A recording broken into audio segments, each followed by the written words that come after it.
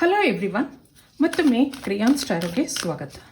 ಇವತ್ತಿನ ರೀಡಿಂಗ್ನಲ್ಲಿ ನಿಮ್ಮ ಸಂಬಂಧದಲ್ಲಿ ಮುಂದೆ ಏನಿದೆ, ನಿಮ್ಮ ಸಂಬಂಧದ ಭವಿಷ್ಯ ಏನಿದೆ ನೋಡೋಣ. The future of your relationship. ಇದೊಂದು ಪಿಕ್ ಕಾರ್ಡ್ ರೀಡಿಂಗ್ ಆಗಿರುತ್ತೆ. ಈಗ ಎರಡು ಗ್ರೂಪ್ ಮಾಡೋಣ. Number 1, number 2. ಇಲ್ಲೊಂದು ಗ್ರೀನ್ ಸ್ಟೋನ್ ಇದೆ, ಇಲ್ಲೊಂದು ವೈಟ್ ಸ್ಟೋನ್. ನೀವು 1 ನಿಮಿಷ ಮೆಡಿಟೇಟ್ ಮಾಡಿ. ನಿಮಗೆ ಯಾವ ಗ್ರೂಪ್ ಇಷ್ಟ ಆಗುತ್ತೆ, pile number 1, pile number 2, green ಸ್ಟೋನಾ ವೈಟ್ ಸ್ಟೋನ್ ಅಥವಾ ಯಾವುದಾದ್ರೂ ಆರಿಸ್ಕೊಳ್ಳಿ. ನೀವು ಎರಡು ಬೇಕಾದ್ರೂ ನೋಡಬಹುದು. ಈಗ ಇಲ್ಲಿ ಏನಿದೆ ನೋಡೋಣ. Your commitment is being tested. ಇಲ್ಲೊಂದು the answers you need are coming ಆ ಥರ ಇದೆ.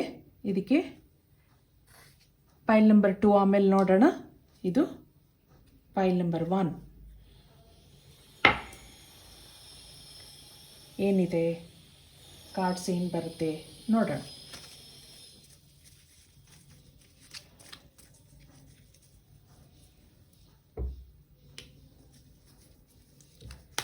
ನಿಮ್ಮ ರಿಲೇಷನ್ಶಿಪ್ನ ಭವಿಷ್ಯ ಮುಂದೆ ಏನಾಗಲಿದೆ, ನೀವಿಬ್ಬರು ಮತ್ತೆ ಕನೆಕ್ಟ್ ಆಗ್ತೀರಾ, ಬ್ರೇಕಪ್ ಮಾಡ್ಕೋತೀರಾ,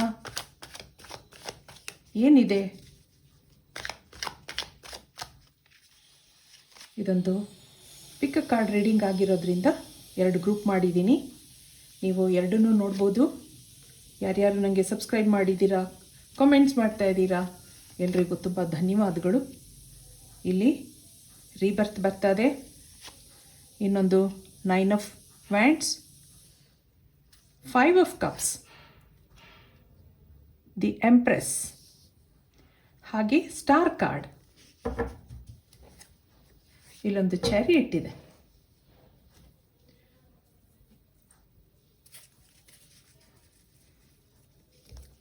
ಇಲ್ಲಿಂದ 5 ಕಾರ್ಡ್ಸ್ ನೋಡೋಣ.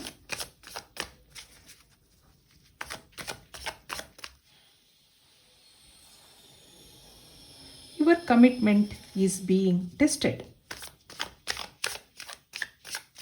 ನೋಡೋಣ ಏನಿದೆ ಅಂತ. ನಿಮ್ಮ ಫ್ರೆಂಡ್ಶಿಪ್ ಅಥವಾ ನಿಮ್ಮ ರಿಲೇಷನ್ಶಿಪ್ ಅಲ್ಲಿ ಮುಂದೆ ಏನಿದೆ?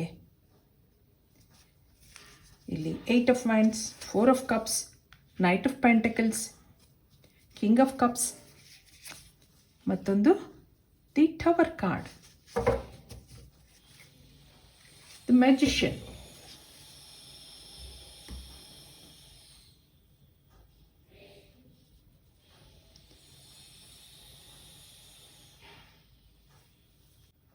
ಇಲ್ಲಿ ಕೆಲವರು ಹಿಂದೆ ಬ್ರೇಕಪ್ ಮಾಡ್ಕೊಂಡಿದ್ರಿ, ನೋ ಕಾಂಟ್ಯಾಕ್ಟಲ್ಲಿದ್ರಿ, ಆದರೆ ಮತ್ತೆ ಕನೆಕ್ಟ್ ಆಗಿದ್ದೀರಾ.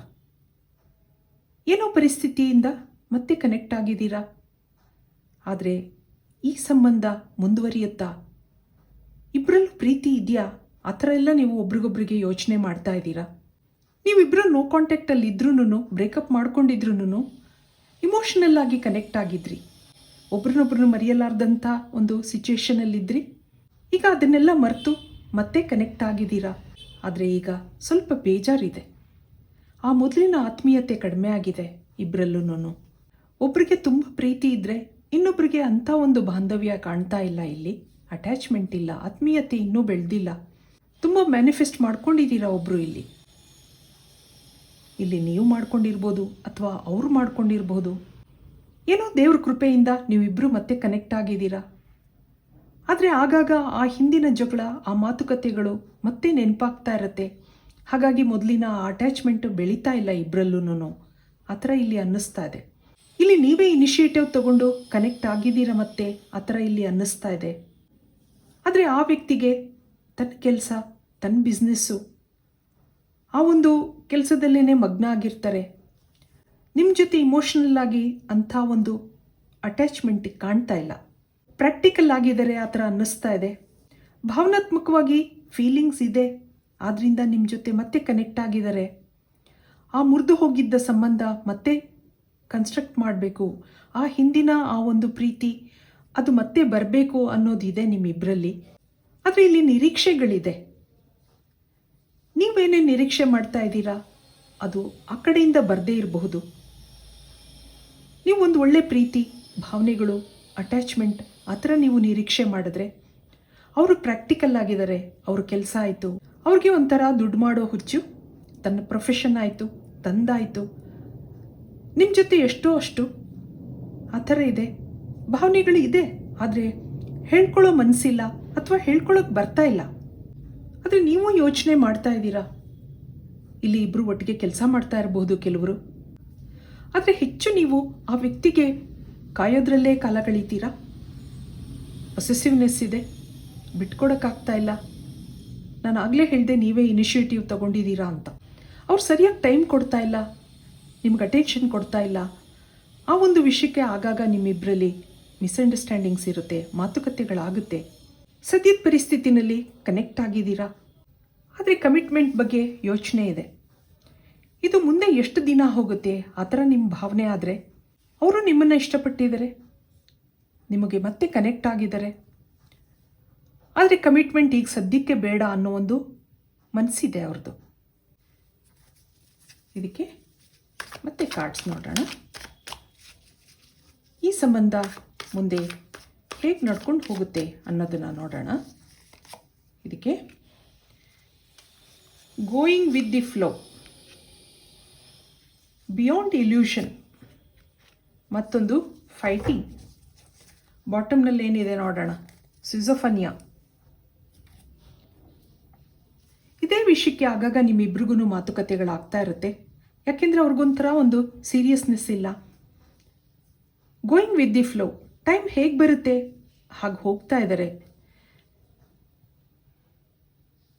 ನೀವು ಚೆನ್ನಾಗಿ ಖುಷಿಯಾಗಿ ಮಾತಾಡ್ಕೊಂಡಿದ್ರೆ ಅವರು ಹಾಗೇ ಇರ್ತಾರೆ. ನೀವು ಸಿಟ್ಟು ಮಾಡಿಕೊಂಡು ಏನಾದರೂ ಮಾತಾಡಿದಾಗ ಅಲ್ಲೂ ಕೋಪ ಇರುತ್ತೆ. ಎಷ್ಟೋ ದಿನ ನಿಮ್ಮಿಂದ ದೂರ ಇರ್ತಾರೆ. ನಿಮ್ಮ ಮೆಸೇಜ್ಗೆ ಅಥವಾ ನಿಮ್ಮ ಫೋನ್ ಕಾಲ್ಗೆ ಏನೂ ಆನ್ಸರ್ ಇರಲ್ಲ. ಆದರೆ ನೀವು ಆ ವ್ಯಕ್ತಿನ ತುಂಬ ಹಚ್ಕೊಂಡಿದ್ದೀರಾ. Beyond illusion.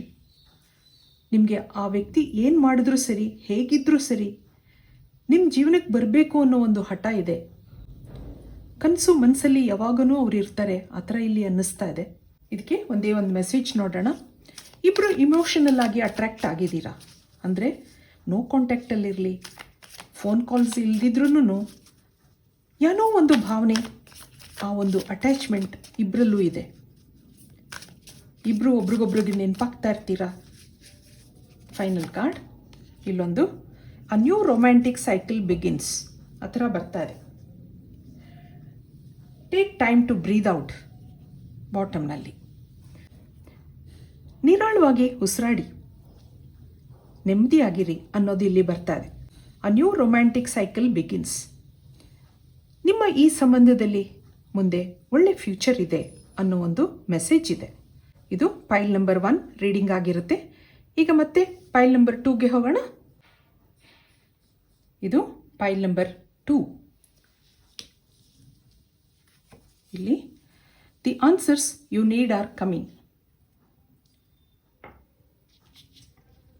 ಇದಕ್ಕೆ ಏನು ಕಾರ್ಡ್ಸ್ ಬರುತ್ತೆ ನೋಡೋಣ.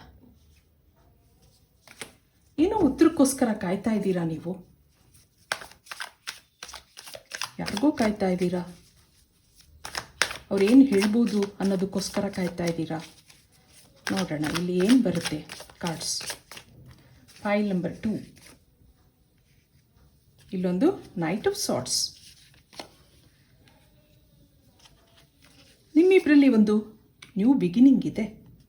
6 ಆಫ್ ಕಪ್ಸ್, ಜಸ್ಟಿಸ್ ಕಾರ್ಡ್. ಮತ್ತೊಂದು 9 ಆಫ್ ಕಪ್ಸ್, 10 ಆಫ್ ವ್ಯಾಂಡ್ಸ್. ಇಲ್ಲೊಂದು ಎಂಪರರ್ ಕಾರ್ಡ್ ಬರ್ತಾ ಇದೆ.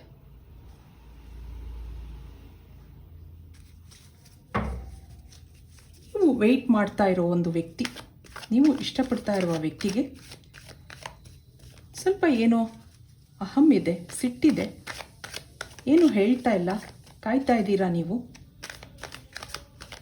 ನಿಮಗೆ ಇಲ್ಲೊಂದು ನ್ಯೂ ಬಿಗಿನಿಂಗ್ ಬೇಕು ಆ ಥರ ಅನ್ನಿಸ್ತಾ ಇದೆ. 6 of Swords, 8 of Pentacles, Judgment, 7 of Swords, ಮತ್ತೊಂದು empress card. The lovers card ಬರ್ತಾ ಇದೆ ಬಾಟಮ್ನಲ್ಲಿ ನೋಡಿ. ಕೆಲವರು ಇಲ್ಲಿ ಮದುವೆ ಆಗಿರೋರು ಇದ್ದೀರಾ ಆ ಥರ ಅನ್ನಿಸ್ತಾ ಇದೆ.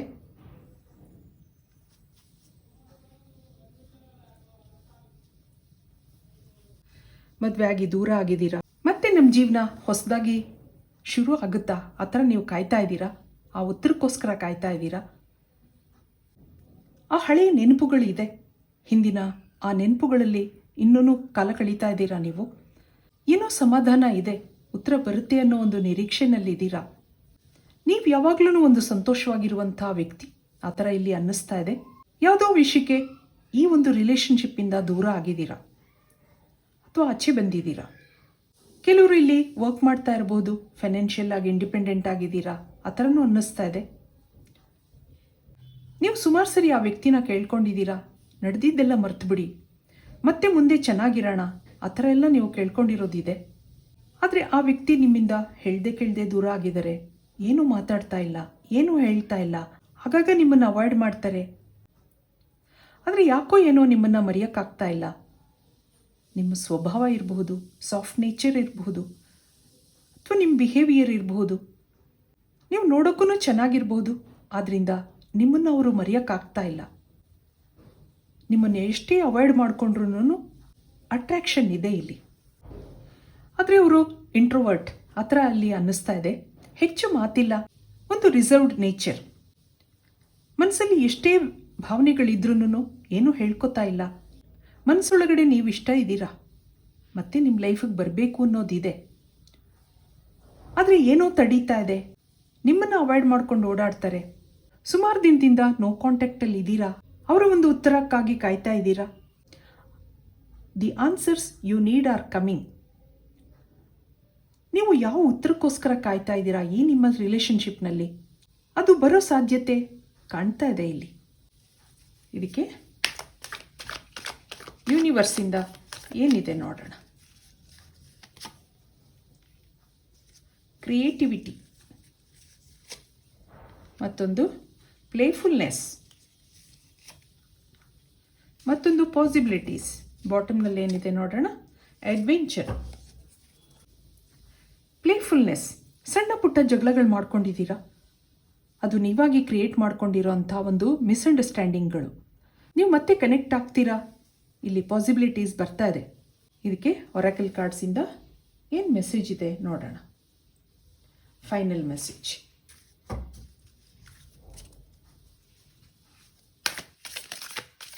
ಕೆಲವೇ ದಿವಸಗಳಲ್ಲಿ ನೀವು ಯಾವ ಉತ್ತರಕ್ಕೋಸ್ಕರ ಕಾಯ್ತಾ ಇದ್ದೀರಾ ಅದು ಬರೋ ನಿರೀಕ್ಷೆ ಇದೆ ಆ ಥರ ಇಲ್ಲಿ ಅನ್ನಿಸ್ತಾ ಇದೆ. ಇದಕ್ಕೆ ಕಮ್ಯುನಿಕೇಷನ್ ಈಸ್ ಕೀ. ಇಲ್ಲಿ a personal issue reaches resolution. ಯಾವುದೋ ಒಂದು ವಿಷಯ ಇತ್ಯರ್ಥ ಆಗುತ್ತೆ. ಏನಕ್ಕೋಸ್ಕರ ನೀವು ಜಗಳ ಮಾಡ್ಕೊಂಡಿದ್ದೀರಾ, ಆ ಮೂರನೇ ವ್ಯಕ್ತಿ ಇರಬಹುದು ನಿಮ್ಮ ಲೈಫಲ್ಲಿ, ಅಥವಾ ಏನೋ ಮಿಸ್ಅಂಡರ್ಸ್ಟ್ಯಾಂಡಿಂಗ್ಸ್ ಇರಬಹುದು. ಆದರೆ ಅದಕ್ಕೆ ಇಲ್ಲಿ ಕಮ್ಯುನಿಕೇಷನ್ ಆ ಥರ ಹೇಳ್ತಾ ಇದೆ. ಕೂತು ಮಾತಾಡಿ. ನೀವಿಬ್ಬರು ಮಾತಾಡೋ ಸಿಚುವೇಶನ್ನಲ್ಲಿ ಇಲ್ದಿದ್ರೆ ಯಾರಾದರೂ ಮೂರನೇವ್ರನ್ನ ಕೂರಿಸಿ ಮಾತಾಡಿ. ಯಾರೋ ನಿಮ್ಮ ಫ್ರೆಂಡ್ಸ್ ಆಗಿರ್ಬೋದು, ರಿಲೇಟಿವ್ಸ್ ಆಗಿರಬಹುದು, ಅವ್ರ ಮುಖಾಂತರ ಸುದ್ದಿ ಮುಟ್ಟಿಸಿ.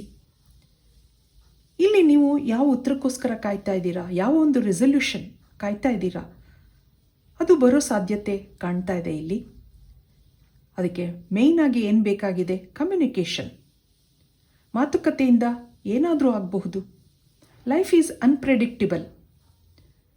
ಯಾವತ್ತು ಏನಾಗುತ್ತೋ ಹೇಳಕ್ಕೆ ಬರಲ್ಲ. ಇಮೋಷನಲ್ ಆಗಿ ನೀವಿಬ್ಬರು ಕನೆಕ್ಟ್ ಆಗಿದ್ದೀರಾ. ಪ್ರಾಕ್ಟಿಕಲ್ಲಾಗಿ ಯೋಚನೆ ಮಾಡಿ, ಕೂತು ಮಾತಾಡಿ, ನಿಮ್ಮ ಮಿಸ್ಅಂಡರ್ಸ್ಟ್ಯಾಂಡಿಂಗ್ಸ್ಗಳನ್ನ ಕಡಿಮೆ ಮಾಡ್ಕೊಳ್ಳಿ, ಅರ್ಥ ಮಾಡ್ಕೊಳ್ಳಿ ಒಬ್ರನ್ನೊಬ್ರನ್ನ ಅನ್ನೋ ಒಂದು ಮೆಸೇಜ್ ಇದೆ ಇಲ್ಲಿ. ಇದು ಫೈಲ್ ನಂಬರ್ 2 ರೀಡಿಂಗ್ ಆಗಿರುತ್ತೆ. ನನ್ನ ರೀಡಿಂಗ್ ಇಷ್ಟ ಆಗಿದ್ದರೆ please like, share and subscribe. Thank you for watching. Be happy always.